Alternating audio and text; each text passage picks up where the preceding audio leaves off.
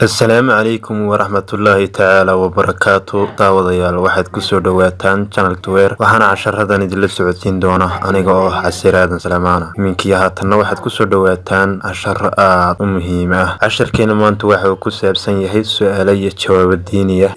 Haddii aynu guda galno casharadeena su'aalaha ugu horeeya iyo jawaabahooda. Su'aasha koowaad waxayna leedahay sheeg magaca malaga suurta afuufaya oo ka mid ah malaa'igta. Jawaab: malaga suurta afuufaya waxaa la yiraahdaa Israafiil. Su'aasha labaad waxaad sheegtaa geedka ka baxa jahannama bartankeeda waxaa la yiraahdaa Saquum. Su'aal: waxaad sheegtaa macnaha magaca Jibriil. Jawaab: Jibriil waa adoon sida uu ku fasiray Ibnu Cabbaas radiyallahu canhu. Waxaad sheegtaa masaajidka salaada lagu tukadaa ay u dhiganto ajar cimro. Waa masaajidul Quba ama masaajidka Quba. Su'aal: waxaad sheegtaa meydka xalaasha ah. Jawaab: meydka xalaasha ahi waa ayaxa iyo kalluunka. Su'aal: waxaad sheegtaa dhiigga xalaasha ah. Jawaab: dhiigga xalaasha ahi waa beerka iyo beeryarada. Su'aal: kumuu ahaa ninkii dakhray nebiga calayhi salaatu wasalaam dagaalkii Uxud. Jawaab: waxa uu ahaa Ibnu Qimah. Su'aal: kumuu ahaa yuhuudigii nebiga calayhi salaatu wasalaam sixray. Jawaab: waxa uu ahaa Lubayd ibnu Acsam. Su'aal: waxaad sheegtaa ninkii jebiyey dhooshii nebiga calayhi salaatu wasalaam dagaalkii Uxud. Jawaab: waxa uu ahaa Cuqba ibnu Abi Waqaas. Su'aasha tobnaad ee ugu dambaysa waxayna leedahay waxaad sheegtaa gabadhii Alla u waxyooday. Jawaab: waxay ahayd Nebi Muuse hooyadii. daawadayaal su'aalaheena iyo jawaabaheenu maanta 10 su'aalood iyo jawaabahooda ayaan noogu soo talagalay. ka faa'iidaysi wanaagsan meelaad joogtaanba. Ilaahay ajar iyo xasanaad haynaga siiyo, kuwa xaqa ku hanuunana Allah haynaga yeelo ayaan idileenahay.